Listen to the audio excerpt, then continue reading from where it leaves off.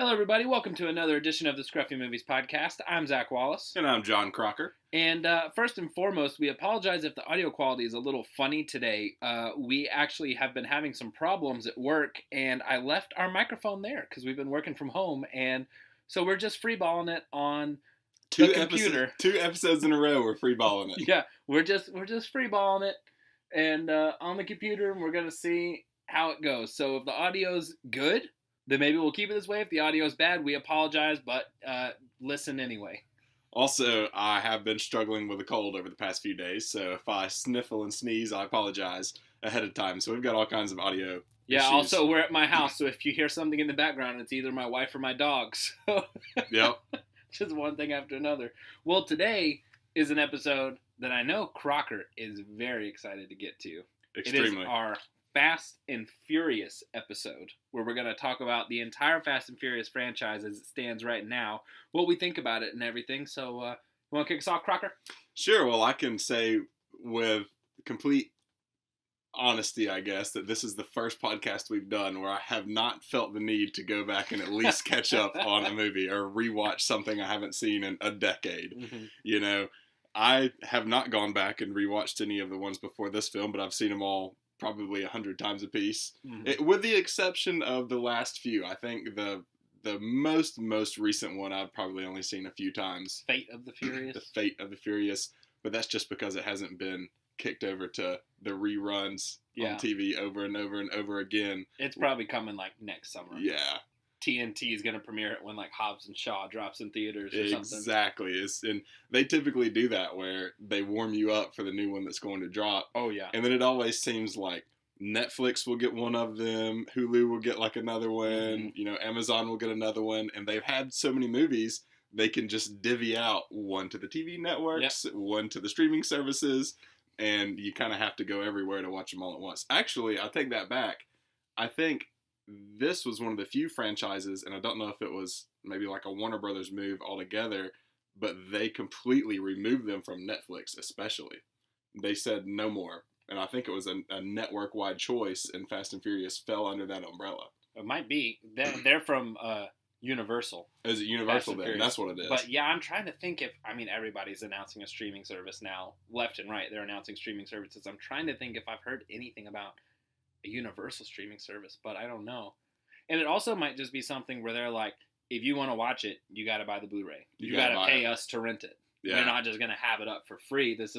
That's Fast and Furious is their like number one franchise at Universal. So they're holding on to it like this. Especially with them having spent so much time with all of their movies on the TV rerun circuit. I guess I could see how they want to protect against that on demand quite as much. Well, I mean, when you drop the 7th movie in a franchise which at one point was going to go straight to DVD, and it's like one of the highest grossing movies of all time, you might tighten your grip just a little bit and be like, well, maybe we've got something here.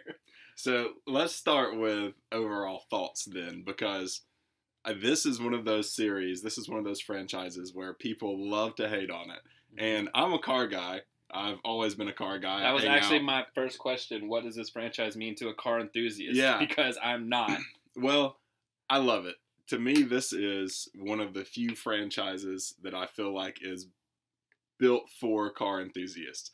And they have gotten a little bit away from that as of late. Some of the more recent movies were more action movies that just so happen to purposefully feature heavy car scenes. Cool car stuff. Whereas, especially in the first few movies, was all about underground street racing, time trials, drifting in Japan. They sort of covered all the basics there. And they were great heist movies too, and they had great love stories. So the first ones were definitely more car-centric, about the car lifestyle, underground street racing, underground drifting, maybe some of the, stuff you would get into as a thief or a crook if you were running the underground garage or something like that. And then it seems like later on they've turned more into just big blockbuster action movies. But as a car fan, we don't really have much else. I mean, every now and then something will come along. Like there's the traditional, Gone in 60 Seconds, and then maybe you count something like Baby Driver, like I count Baby Driver. yeah, totally is a car person movie, but those are sort of standalone in a world where Fast and Furious exists, which has sort of made, I mean, the mark and set the bar for car movies. Yeah, I will agree with you in saying that I think at least the first three, because I think 4 is when it kind of starts to turn into the franchise that we know it now. But at least the first 3 were, and even more so than I would say Gone with 60 Seconds and Baby Driver, because they're more of the ilk of the way Fast and Furious is portrayed now. Right. But the first 3 Fast and Furious movies are about like you could tell that the people loved the cars, and that was the star of the show. Yeah. Because even, and I'm trying to think, I don't think that really Paul Walker or Vin Diesel were in much of anything of like big notoriety before Fast and Furious dropped. I think Vin Diesel was in Triple X. Was Triple X before Fast and Furious? I think so, because it was the director of Triple X. It must have been like just before though, like a year or two. Yeah, the director of Triple X did Fast and Furious, the original, and then when Too Fast, Too Furious came out, Dom, Vin Diesel, and the director of the first one went to make Triple X 2 instead of Too Fast, Too Furious. Oh, he wasn't even in Triple X 2. Ice Cube was.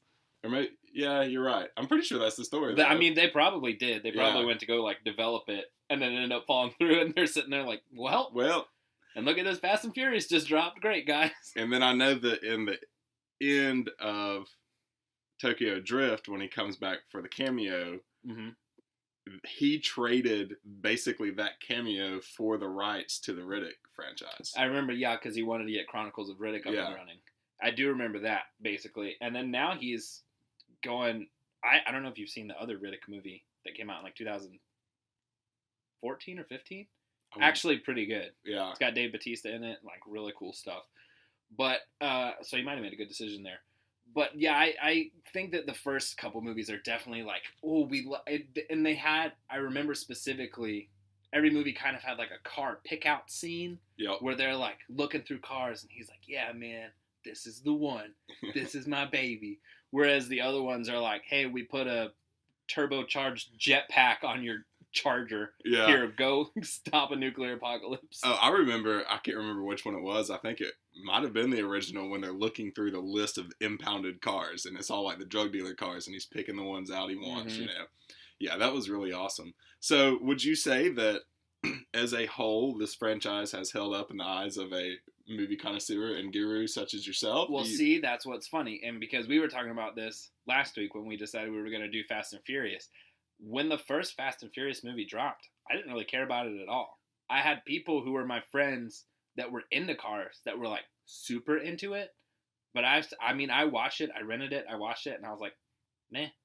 Like, I just wasn't into action dramas at the time, right. I guess is what you could describe it as. I like big comedies. I liked kids movies still. So they were like, yeah, watch this Fast and Furious. And they're talking about like love stories and, oh, he's a criminal, but he's got a good soul. I was like, what is this nonsense? And I didn't like it really at all. So when Too Fast, Too Furious dropped, I didn't even give it a second glance. I didn't care. And then Tokyo Drift dropped, and I caught it on HBO. I was just flipping through. It's pretty funny, actually, because I distinctly remember hearing the main guy in that movie's accent and going, oh my God, he's doing such a terrible Southern accent. This is ridiculous. And so I stopped to watch it, and I couldn't get over his accent. And that's what made me stop changing the channel. And I was like, what is this? Oh, another Fast and Furious movie. But that kid's accent kept me so interested that I ended up watching the whole movie.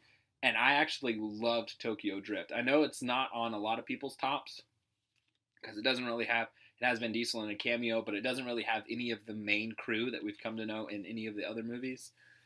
But I love Tokyo Drift. It's actually one of my favorites. And then because of Tokyo Drift, went back and rewatched 1 and 2, loved both of those. And then since then, I've seen everyone in theaters. Like, weekend it comes out. Gotta go see it. So there's nothing that surprises me about the fact that my least favorite movie in the franchise is the one that got you in hook, line, and sinker. Tokyo Drift, to me, I think because I was such a huge fan when it came out, like, it wasn't Right. that I caught it and then looped back around. I was waiting with bated breath for Tokyo Drift to drop. Mm-hmm. And it wasn't great. It wasn't what I expected it to be. And it was definitely a detour from the route they had been going so far. So I enjoyed it, but it, to me, was almost like a throwaway one where we got some awesome things out of it. We built a little bit of backstory. We figured out who Han was. We got Han, really. Yeah. You know, he was such a success that they sort of played it off as like, oh no, Tokyo Drift is actually the sixth movie chronologically, you know. So like you get some good things from it. And if you truly look at a chart, and I thought this was hilarious, if you look at a chart of actual time spent racing across all of the Fast and Furious movies, Tokyo Drift blows the rest of them out of the water. Mm-hmm. I mean, there is way more time spent actually driving. You see him learning how to drive. You see him driving, you know, stateside and getting sent back. So the amount of time spent behind the wheel, the windshield time in that movie is huge compared to the rest. And it was a great movie, but they also threw, I think it was a 2JZ or some like Nissan motor into a Mustang at the end of it. You are on your own in that conversation. You start mentioning Pacific cars, this podcast is going to derail for me. Yeah, I thought that was a little sacrilege. I thought it was cool that they did it, but you know, and it was use the parts you have available, you know, while you're in wherever they're at, Japan, I guess. Yeah. But it was such a weird, and it is still such a weird inclusion into the whole of the series that it really kind of stands by itself. Well, whenever they announced that Sean, the main guy in Tokyo Drift, was coming back in 7, 8, and 9. Right. That he was going to be in all 3. And I was like, oh my God, that's awesome. They're going to play up his cameo a little bit in 7. I hoped that he was going to be part of the crew in 7, but he ended up not being. He just had a cameo in it. And I was like, okay, no problem, because then he's definitely going to be part of the crew in 8. He wasn't, because he had a scheduling conflict with his TV series and couldn't return. So now 9, I'm assuming he probably just won't be in it, because they've kind of lost the stick that people really care about. Continuity. Yeah, and more or less, I think people just are going to remember Tokyo Drift for introducing Han, and I don't think really that they're going to care about the main dude, even though one of my favorite lines of the entire Fast and Furious franchise is him going, "Don't you mean got Jane?" That's my favorite. It's one of my favorite lines of the whole thing. Go ahead. I also got to give it up to Justin Lin, who came on to direct Tokyo Drift and ended up directing Tokyo Drift, Fast and Furious, Fast 5, and Fast and Furious 6, because his movie looked totally unlike any of the other Fast and Furious movies that have come before it. It was really colorful and like poppy, and it caught my attention. And so when I saw that, I was like, oh, okay. And then that might have drew my eye in a little bit. And I've also got to give it up to him because, I mean, he's the dude that, like, him and Chris Morgan, who's the writer that came on at 3 and has been on every one since. That's the only dude that's written Fast and Furious movies since Tokyo Drift, are the ones that I think propelled the franchise into the future and kind of proved themselves with more or less a throwaway movie. And then they're like, well, let's see what they can do with the big toys. Yeah. It's definitely strange. You know, how about from the perspective of not a car guy, like when you see these movies, which really are centric around the time that they're released in. Because if you think about it, in the early days, Fast and Furious was a lot of ricers and underglow and totally like they that jacking VCRs and DVD exactly. ROMs. And then we sort of grew up and the cars got, you know, turned into like some supercars and then extremely highly modified, like more old cars or race cars and even custom vehicles with like the ramp car and all of that. So it's like a totally not car guy at all. And I would imagine, I don't want to put words in your mouth, but for you, vehicles are like point A to point B. Like, yeah, I mean, there are cool cars where I can look at a car and be like, oh, neat car. Right. But yeah, it's more like, all right, cool, you guys are racing. So do you think the cars, is from that point of view, were more of like characters, like I would say they are, or do you think they were more of just like nifty props to be used by any of the actual characters? No, I mean it's the same as like I played football for 1 year, you know, in real life, but I can still watch Remember the Titans or like Friday Night Lights and get super into it, Right. even though I didn't play football. It's the same as like I don't necessarily care about cars that much in real life, but seeing the way that they characterize them to these people and what they mean to these people, it ends up meaning something to me as an audience member. Like top 3 cars of all time, Brian's Skyline's in it, dude. Yeah. That's like one after the DeLorean from Back to the Future Part 2. Which is famously slow. That is my favorite car of all time. Any dream car I could have, if somebody came to me and they're like, blank check, what car do you want? I would get a DeLorean from Back to the Future Part 2 and then Brian's Skyline. You know, that, and I hope I'm not making this up, but I'm pretty sure that was Paul Walker's Skyline. Like he It owned might it. be, yeah. He was super into cars and stuff. He had an awesome collection in real life. And then, I mean, especially, and even now, because they've just kept it going, Dom's relationship to his Charger, and just Chargers in general, of like, he used to build these with his dad, and all this kind of stuff. And now it's like, when I see a Charger anywhere, Dodge Charger, I'm like, oh, cool, like Dom's. Right. Like that, I mean, they've characterized that car out the yin-yang.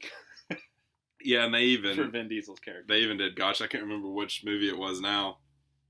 I think it was the one they went to Europe, and they first got Letty back, where he had the one with the nose cone and the big wing on the back, which was modeled after, like, it's called a Super Bee or a Daytona, whether you're Dodge or Plymouth. But it's a Charger in real life. They used those in NASCAR, and they only allowed them in for like 1 or 2 seasons because they just stomped on everything else. It was the first time they ever actually used aerodynamics. I mean, a Charger is a brick. I mean, it is a square. So when you put that giant long nose cone on the front and that huge like 3-foot tall wing on the back, you're actually using aerodynamics. So I thought that was pretty cool that even when they shipped him across the country or across the world, really, they kept him in his Dodge. And not only that, they made it into a more or less based off of a limited edition Dodge that was actually made in real life. And that may be one of my favorite Fast and Furious franchise cars of all time, because that is one of my favorite cars of all time. And to see him having modified it for that movie and painted it like that awesome maroon, which would never come on it in real life, you know, I loved it. I thought that was great. I mean, his Charger's become almost synonymous with his character now. It's Superman's S. If I see Vin Diesel driving in anything but a Charger, I'm like, well, he didn't have a choice. This is out of necessity. Well, he has a lot. He just jumped in a car. Yeah, he jumps into a lot of like early Mopar stuff, like early Dodge, Chrysler, Plymouth cars. And what's the scene in one of the latest? I think it was the latest movie where he gets surrounded and they shoot the hooks into his car. Yeah, that one. I don't think that was a Charger, but it was still like an early Mopar. Charger-like. Yeah, exactly. And even Paul Walker's character, you see him always in like the highest tier racers available. So your Skylines, your Supras. He actually had like a Subaru and WRX at one point and a Lancer Evo as well.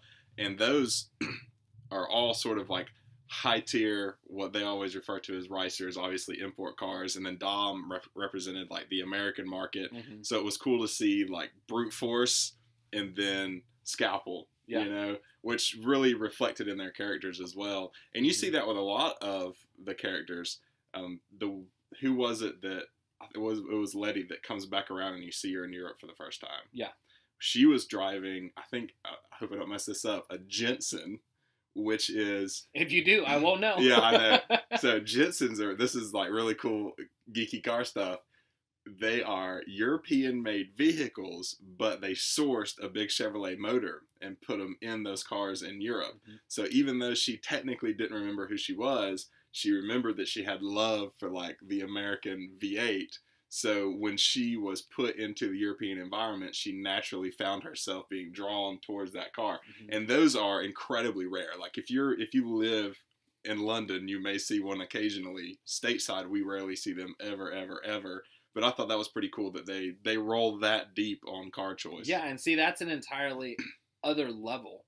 For like me, not a car enthusiast, was just like, yeah, she's driving a car. Right. Like, didn't even think about it. And then the fact that for a car enthusiast, you guys are able to go back and look and be like, wow, and they chose to do this American. And she started to like drift more towards that. So even though she doesn't remember who she is, and like you can connect so much more to characters with their cars than me that's just like, Brian drives a Skyline and Dom drives a Charger. Right. Like that's what I know. But you guys can drill so much deeper in these movies, and it's cool now, even in the later movies that we were speaking about, that they're still doing that kind of stuff for basically the people who kept this franchise afloat before it became the global blockbuster phenomenon it is now.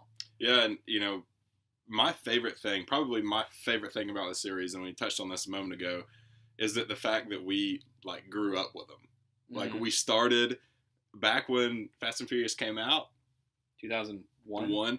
Underglow neon and flashy vinyl stickers on the side of your car, and like car clubs and all of that were totally the thing, and that's what everybody was after, and that is truly what sort of the scene looked like, and then as we progress, you get more into the heisty stuff, and then next thing you know, we're saving the world from a nuclear holocaust.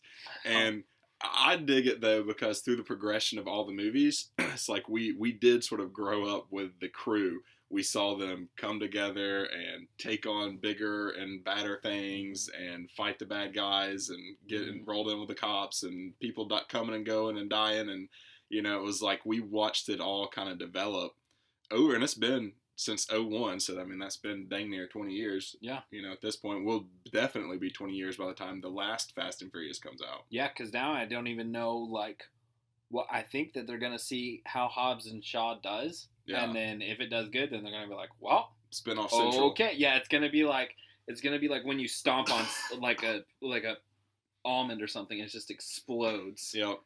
They have their foot poised above the Fast and Furious franchise, ready to stomp. If somebody's like, hey, Hobbs and Shaw's pretty good, they're going to go, bam, and just explode it everywhere. So before we get into projecting the future here, which one out of all of them would you say, and I know it's probably going to be Tokyo Drift, is like you're put on repeat? Like you just want something playing in the background. Fast and Furious is what you're in the mood for. Which one have you watched the most times? I think probably my favorite of the franchise is Furious 7. Okay. Because it feels totally unlike anything we've gotten before, but it also still feels like a Fast and Furious movie. I like the tribute they did to Paul Walker. I thought they pulled all that kind of stuff off very well. Yeah. But probably my favorite one of the franchise is Fast 5. Fast 5? Yeah. Is that the one with the safe scene? Yes. Yes. When they're in Brazil. Because Fast and Furious, I was a fan. So when I watched Fast and Furious 4, I was like, sweet, awesome. But it's one of my least favorite of the franchise because it's basically, and it's more or less a setup movie. Right. I feel like Fast and Furious, the fourth one, is more of a transition from old car scene to new series of heist action movies. That's when they first introduced Shaw as the bad guy. Right. Yeah. And you first that's in 6. Is it? Yeah. Is it that far down? Yeah. Wow. And then Jason Statham comes in 7 and 8. Yeah. So Fast and Furious, the fourth one, just feels more or less like a transition movie. And then a Fast 5, I feel like, is when they really captured what people go to the theater now to see the Fast and Furious movies do. Yeah. And I thought that one perfectly encapsulated, like, cool cars and, like, good, like, this poppy music that we all come to know from Fast and Furious. I mean, you drop it right now, and if somebody walks in this room and they say, I wonder if you know how they live in Tokyo, I'm ready to go. Yeah, I bet you are. There's always the songs of the movies. The only one I can think of right now is the worst, which is the Paul Walker, like, send you away into the sunset song. Oh, yeah, the See You Again song. Yeah, by Wiz Khalifa. There's, like, the Gasolina song and all those, which the one, I think it was 4, right? It's probably the greatest opening scene, though, of any Fast and Furious movie, where they're the huge, like, multi-trailer, like, tanker train. Yeah. That they get, and they're robbing them. I'm going to nerd out again on a car, but Dom is driving a Grand National, which is one of my favorite Buicks ever made, ever.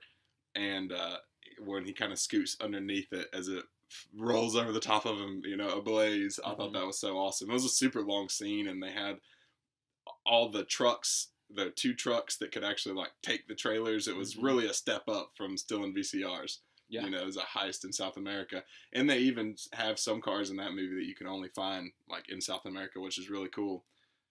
So I would say the one I definitely have watched the most is Too Fast, Too Furious. Just because that one is my least favorite. Oh, it's so good. Series. It is by far the most like, what's the word I'm looking for? Hokey, I guess. I always say hokey, but I feel like that's a good word for it. Yeah, I can agree because just the opening scene alone looks like they're driving Hot Wheels in a child's bedroom. Yep. I mean, you just look out their window and it's like, I don't even remember where they are. Where are they? Miami. Yeah, it's like Miami is all neon lights and it's passing by at 8,000 miles an hour. And they're just like, woo, woohoo, yeah, let's race. I thought it's the dumbest Fast and Furious movie. Oh, I don't know if it's the dumbest, but it is the dumbest. No, it's one of the best. It's one of my favorites. I mean, I would say that the first one is probably my favorite because I love like the race wars thing. I love the actual underground street racer deal.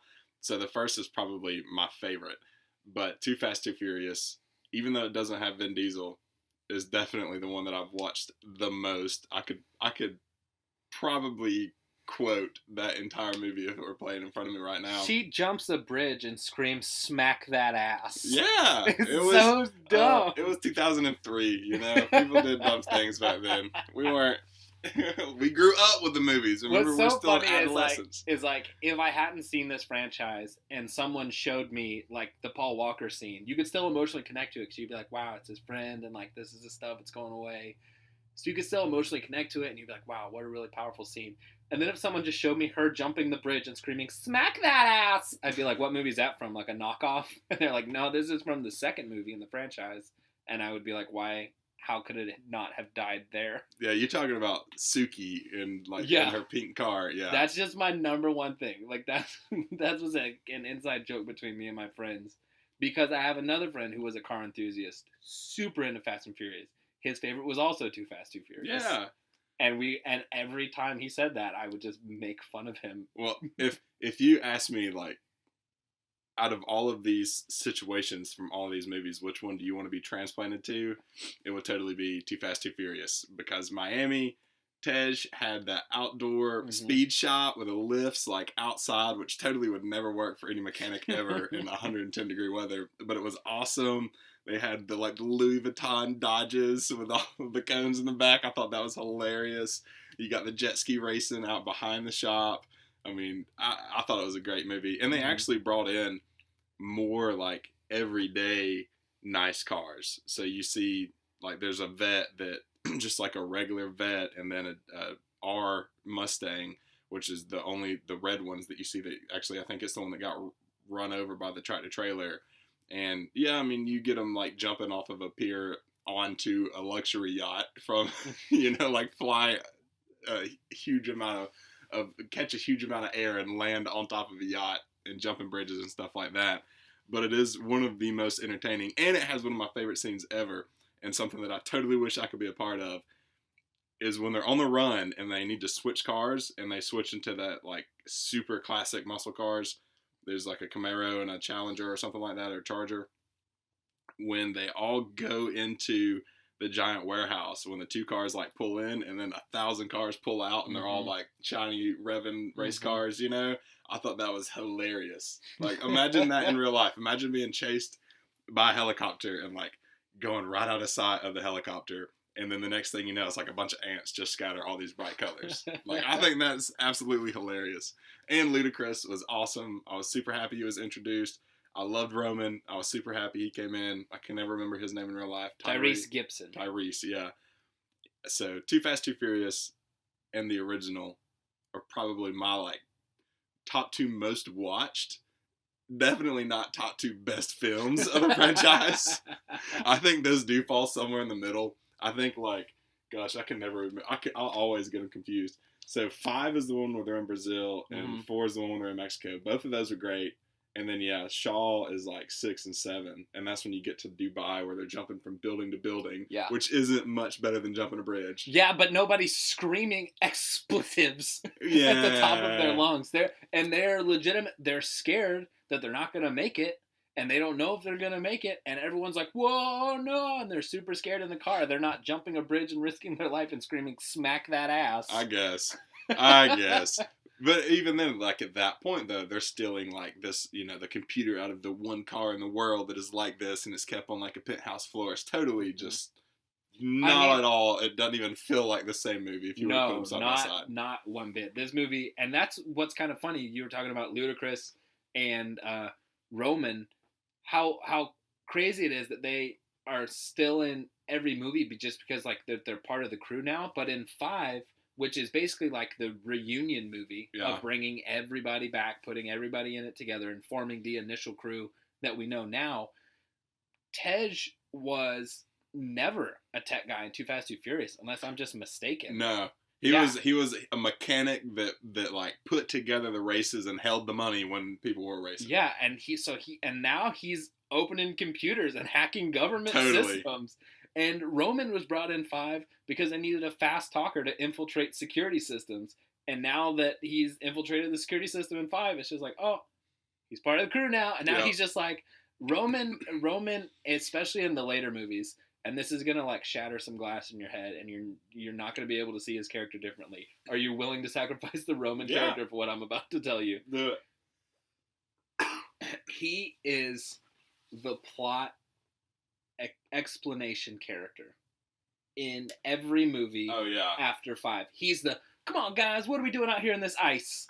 Or like, what are we doing? Everybody's in here looking at binoculars. Who are we about to shoot? He is 100% the dude who walks in and they make like a joke out of it, and then they just explain to him the entire scene of what's about to happen. Yeah, that they give it to the audience. Or he spits the entire plan back at you. It's like I'm not sure if we should be. Yeah, and then, he's like, so let me get this straight. We're gonna jump cars out of an airplane. Which I thought that was great. What his character played in that scene where he was just so afraid, and then they did it from the ground. And I did see. I actually have written down here franchise beef. Because now it started to, like, all these people are starting to go after each other in the same franchise. Tyrese Gibson went after The Rock. Like in real life? Yeah. What? Because they pushed off Fast and Furious 9, and that's apparently the only movies he can book now is, like, the Fast and Furious movies, and he needed to pay alimony or something, and he didn't have any money. And so he told The Rock basically straight up, he's like, don't do Hobbs and Shaw, so that we can all make 9 together. And The Rock was like, I'll think about it, or whatever he said. I don't know how it actually went down. But then The Rock was like, okay, yeah, we're doing this thing, Hobbs and Shaw.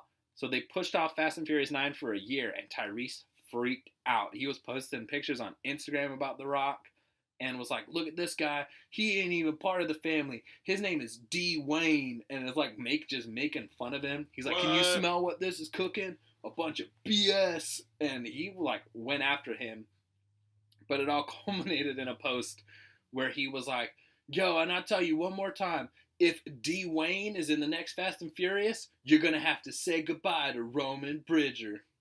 And then maybe like an hour later he posted a picture and he was like, you know what guys, I just got off the phone with some of The Rock's people. Everything's cool now.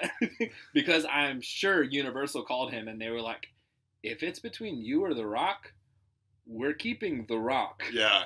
And he was like, well, okay then.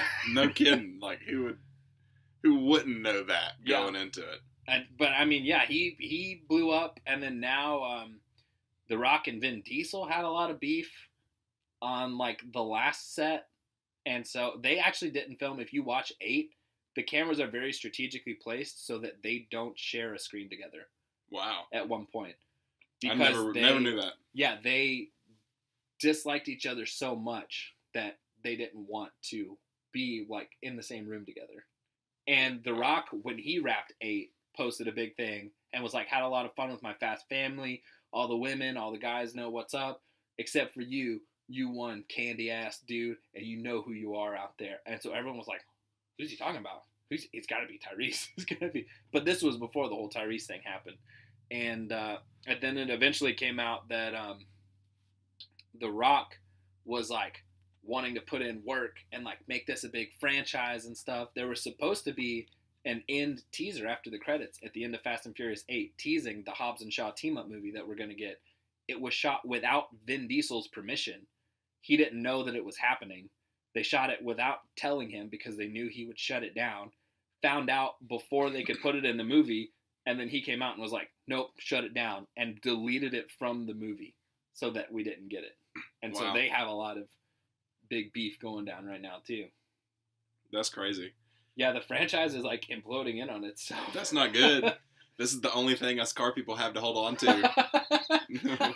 Well, I mean, at most, Vin Diesel would just continue the Fast and Furious franchise. We'll get Hobbs and Shaw spin-off movies, and maybe Tyrese will be gone. Which, it wouldn't be the end of the world. No, it wouldn't be the end of the world if Tyrese Gibson wasn't in Fast and Furious movies anymore. That's true. I'll just have to get a different person to explain the plot to. Yeah. Well, Ludacris does an okay job at being sort of the other part of that. So, which it is kind of crazy how they've all sort of morphed their skill sets over time. Yeah, I know. I mean, like, Tej was never a tech person.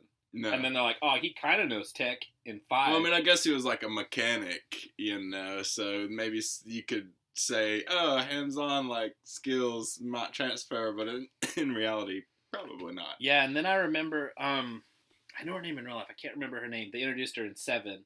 Ramsey. When she came in. The blonde. No. The bad girl? No. Oh.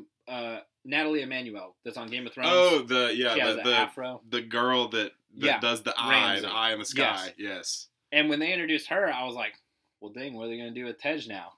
The answer to my question, they answered in Fast and Furious 8 was just that they were both going to open up computers and start typing. Yeah. So actually, you bring up a good point. We already have a perfect character to replace her. I honestly can't remember like if she dies or anything. I don't think so. No, though. she's there. She sticks around. She's part of the crew now. Yeah, that's what I thought. Yeah. So now we have a replacement hacker already. So we can just kick Tyrese if we have to. Well, no, that's Ludacris. Yeah, okay. They both kind of do the same. Yeah, but Ludacris was smart and just shut his mouth. He's like, I got a lot of stuff going on. Yeah. Fast and Furious ain't the only moneymaker for me. Y'all just call me when you need me to be on set. I'm not going to go up against The Rock in Hollywood. The Rock is the dude who, when they're like, we think this franchise has legs, but it just hasn't found him yet, let's call and make a movie with The Rock. Like, that's the dude they call in to revitalize the franchise. And Tyrese Gibson's like, it's me or him. I just know that, like, everyone saw that post and was like, oh, no, man, what are you doing? And, at first when I saw that they were bringing The Rock on, I was like, oh, no, they're about to make it into, like, kids' movies.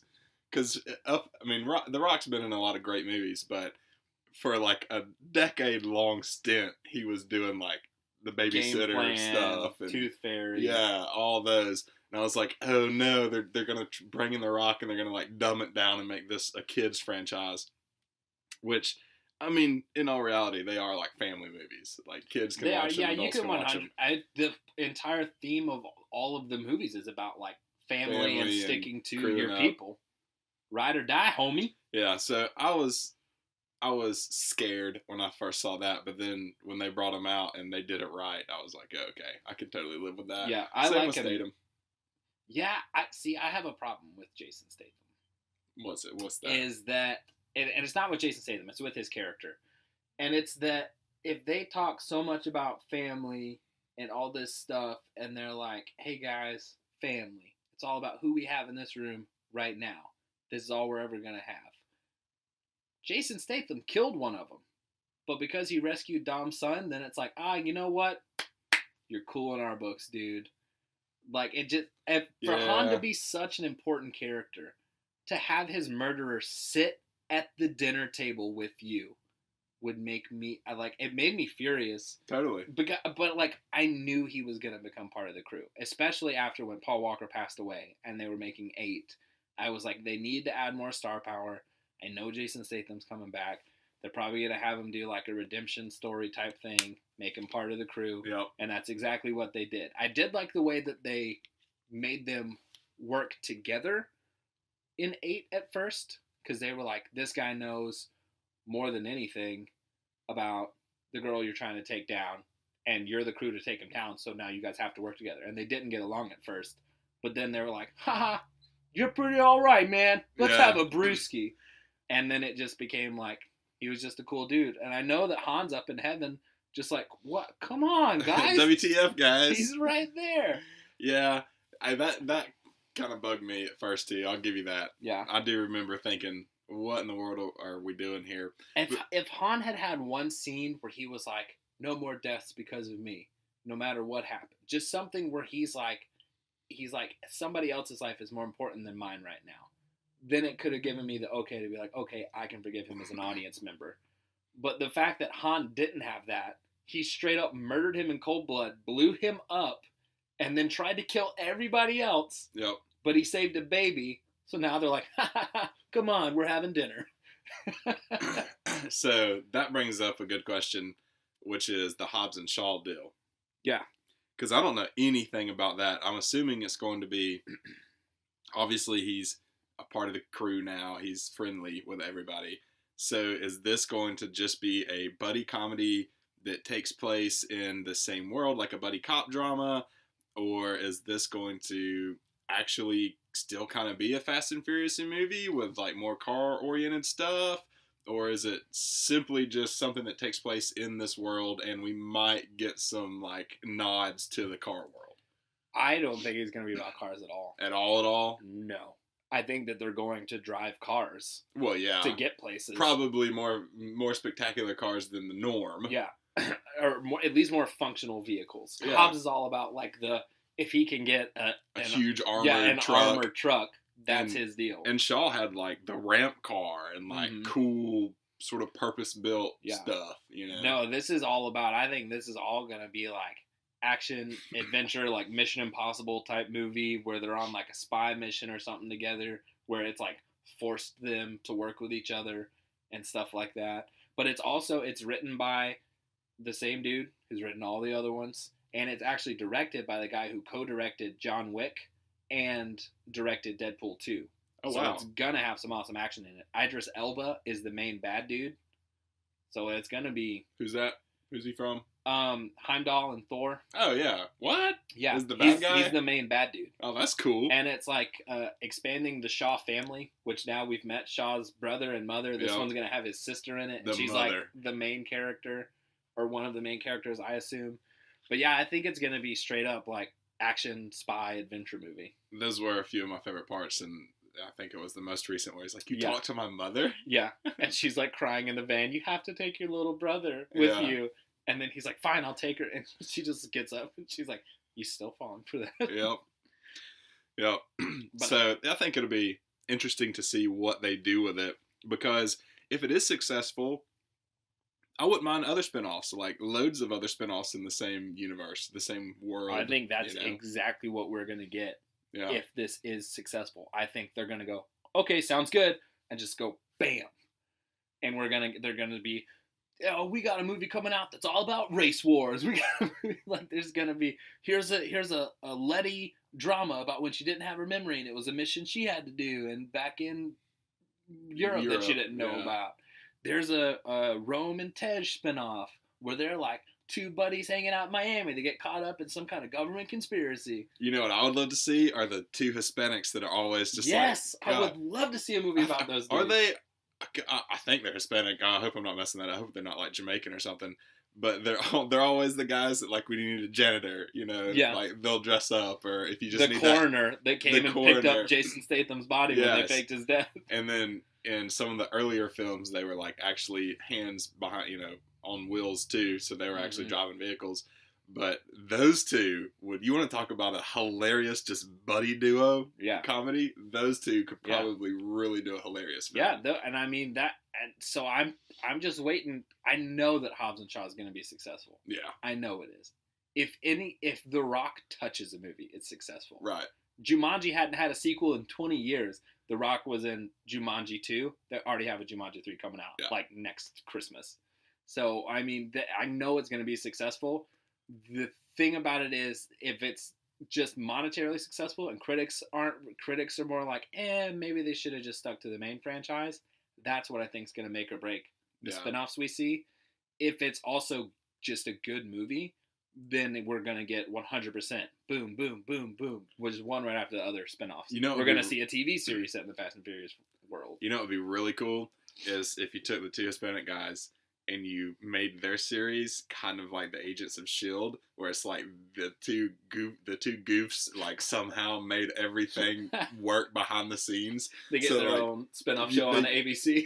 Yeah, well, I think it would be cool to see like how those two influenced, and and without them, like none of the other movies could have actually happened. Yeah. So you see more of like a behind the scenes kind of dealio. Yeah. I think that would be absolutely hilarious. That would be pretty funny. But yeah, I mean, and we're probably gonna get a Hobbs. They're like, this is a new Hobbs and Shaw trilogy. Then we're gonna make a movie just about the Shaw family.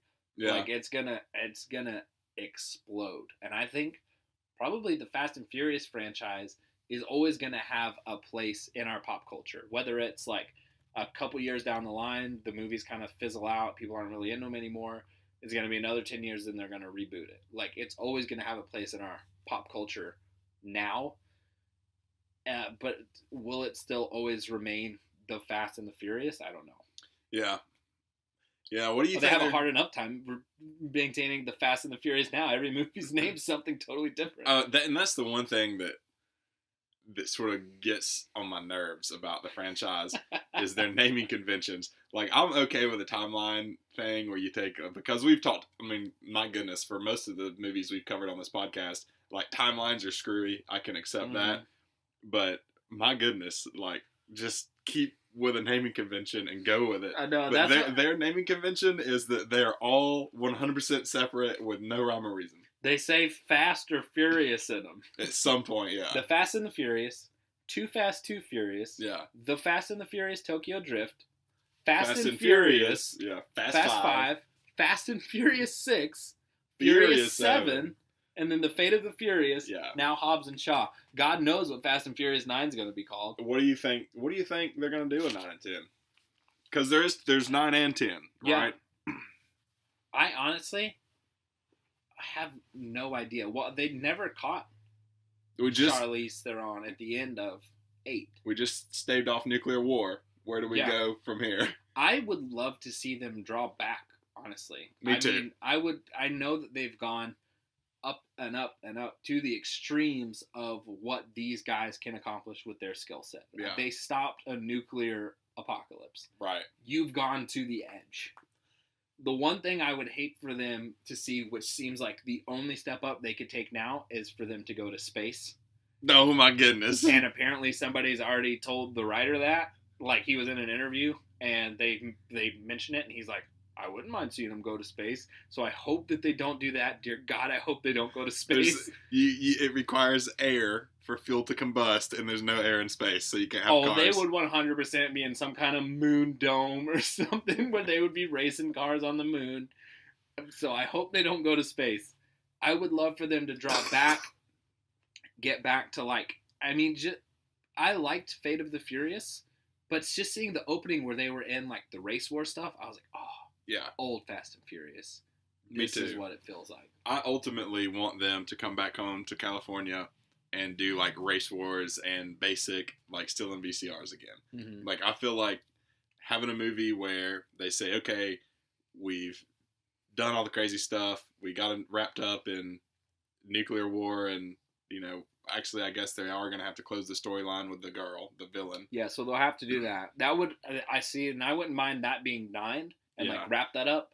And then 10, bring them home. Just be, like, kind of a nice little bow on, like, close up any missing potholes. 10 would be a great movie if it would be, like, Jesse, who was shot in the first movie.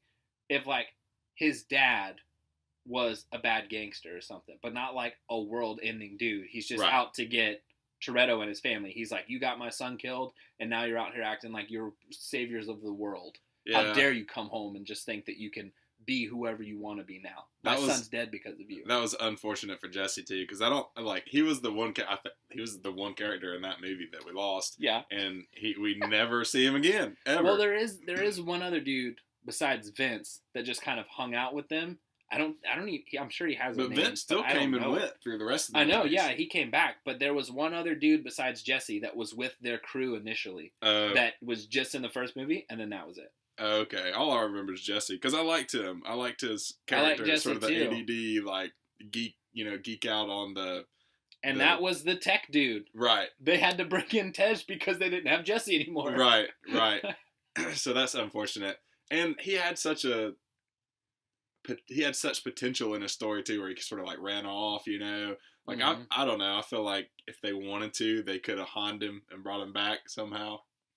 Yeah, well, I mean, we never saw him die. We saw him get shot a couple times. That's true. I mean, he could come back and be like, "Yo, I've been in the coma for I know, that's why for 2 decades." I mean, they could at this point in the franchise. They could. They just ran away from a nuclear submarine in the last one. They can do anything. Talking about bringing people back. So when Letty dies at the end of, which one is it? The one before they go to Europe. She dies in 4. She dies in 4. And that sparks the whole going after the drug runners and stuff that killed her. So I heard, and I don't know if this is true either, but I really want it to be true, is that at the end of that movie, I think it was, or maybe at the end of one of the movies where Dom pulls the picture out of the envelope and he sees that she's still alive. It's the end of 5. 5. That was the first time when the actress watched that in theaters, was the first time she knew that she was going to be in the next movie. Oh, that's cool. I didn't know that. Because the director knew that she wanted to be back like so bad that he did it without telling her. And then when they were watching the preview together or whatever, it was one of those like, "Hi, guess what? You're coming back. You know, check out your face on the screen and nobody asked you permission, but we hope you're cool with it and we think you are." Sure, and then she, you know, obviously was. Well, she went to prison. In real life? Yeah, the actress went to prison. Oh, I didn't know that either. They were like, okay, so she can't be in the movies anymore. And then she got out of prison, and she's like, I want back really bad. And they were like, okay, you just lost your memory. What'd she go to prison for? I don't remember. But she had went to prison, which is why she couldn't be in the movies anymore. I know that none of the original girls could drive at all. Like, Letty, who was the other one? What's her name? You know what I'm talking Jordana about? Brewster, Dom's sister. Yes. Yeah. As well as, I think it's Asoki or something, the one that smack that ass as she jumps the bridge. Neither one of those 3 could drive a car when they filmed that movie. Like, didn't have learner permits, nothing. And they had to, you know, that's not a prerequisite to be in a Fast and Furious movie. You do not have to know how to drive. That is one person I would like to see come back is Mia. Because I always felt that the actress, at least, got kind of a short stick because, I mean, I understand why they had to wrap up Paul Walker's character and stuff, and I really, really like the fact that they didn't kill him, but they still have the reason for him not to be there. And I liked that even in 8 they called back to it, because I'm a big continuity dude. Right. And it doesn't matter what movie I'm watching. Transformers 4 and 5 make me mad because I know Shia LaBeouf would be there. Transformers 3 makes me mad because I know Megan Fox would have been there. Her character would have come to help the Autobots fight. So I know that Brian would come to help these guys no matter what. And so I loved the fact in 8, and it's kind of set it up for the whole rest of the series that they never have to call Brian again, because in 8, somebody was like, we should call Brian, and they get that much out of their mouth or something, and somebody cuts them off, and they're like, no, we all made a pact. We're not calling Brian into this. He never is going to be in danger again. And I was like, okay, that's all I needed. Yeah. For the rest of the series. Yeah, they just sort of put him off in a box and said he's doing family things, which it does stink for the wife too, because even in like the later movies, she was like pregnant and wasn't allowed to do anything. Yeah, and then she was like running around. Yeah. So.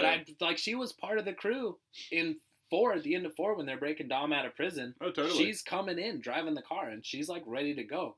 So she can do stuff that the actress, the character, is clearly able. Oh, yeah. But they've always just kind of shortchanged the actress to be like, okay, run away from these guys that are trying to grab you. Well, it's the family thing. I know, but that's just what she's been shortchanged to. Yeah. I mean, she's Dom Toretto's sister. She knows how to drive a car. Either way, it's probably one of my top 5 favorite franchises of all time. I can't think of any other car movies that I like better. Well, there's no other franchises for sure. Yeah. Not, at least not that. I mean, unless you count Cars, which is actually you don't count Cars. I like the Cars movies, but I don't count them. It's like a Cars franchise. I know. I'm looking forward to having more in the future. I think they can do awesome things. I am fearful that they'll double down on the nuclear holocaust thing, or go to space, or go underwater, or do something crazy. I am fearful of that, but I have high hopes that they've never really let us down before. they've pushed the bounds with virtually every movie they've ever released, but they've never ever let me down, really. So I have faith. Yeah, and that's, I mean, like, 8 was kind of the tipping point for me of being like, okay, guys, this is the most you can do. Yeah. I understand with your skill set, like, they've taken you through the movies, your skill set, I get it, but, like, you guys just stopped nuclear bombs from detonating. This is the most you can do for now. And so that's, I agree with you. I'm fearful that they're going to just double down and be like, wow, when people really loved when we stopped that nuclear holocaust, let's go to space. Yeah. I really hope they just drop back, especially as they're kind of wrapping up what seems like the main story of the franchise that they've been telling since 2001. I really hope they draw back and just get back to the roots of what the Fast and Furious franchise was when it originally came out, and kind of tie that up in a nice little bow before they're like, okay, now that's the main series. What else do we want to do with Fast and Furious? And then go from there. Yeah. I welcome, like anything else, if it's a franchise I love, I welcome spinoffs. Yeah. Because they're either going to do awesome or they're not. Either way, the franchise itself stays awesome. Mm-hmm. So, Hobbs and Shaw, go to space. I don't care. Yeah, Hobbs and Shaw. Keep Vin Diesel on Earth. Yeah, yes. Hashtag keep Vin Diesel on Earth. And most of the crew, if we could, please. Most of the crew. Which, I would like to see Roman in space, if only for it would be really funny when they're taking off in the rocket ship. Yes, that would be a hilarious scene. Which, I mean, they do have the bad girl that they do have to close up, and she is sort of at that level. So she is at the level of, like, world-class villain. Yeah. So we'll see. We'll see how it goes. We'll see what happens. I don't know what the... One thing I never thought would come out of my mouth watching Fast and Furious in 2001 was, I don't know where this franchise is going next. Right. But today, in 2018, I don't know where this franchise is going next. I have no idea. Well, hopefully it will not be too long before we find out. So Hobbs and Shaw is the next movie that drops. When is that? Summer 2019, and then Fast and Furious 9, summer of 2020, I believe. So not bad. Only a few months. Yeah, just a few months, and we'll figure out what all is going down, and if we're going to get more spinoffs or not. And when that drops, we will certainly have to carve out some time on a podcast. Oh yeah, to talk about it. 100%. Well, thank you everybody for tuning in. Hopefully the audio wasn't too bad. Hopefully there wasn't too many distractions or anything. Crocker had some covered coughs throughout. I don't think you'll be able to hear them. He covered them pretty well, but I guess we'll see when the audio drops. But thank you guys for tuning in. Hopefully you had a fun time, and hopefully you'll join us next week for another new episode of the Scruffy Movies podcast. Bye. Oh, join us on Instagram. Oh, I always forget. Crockalicious Scruffy Movies. All right, see you. Bye. Bye.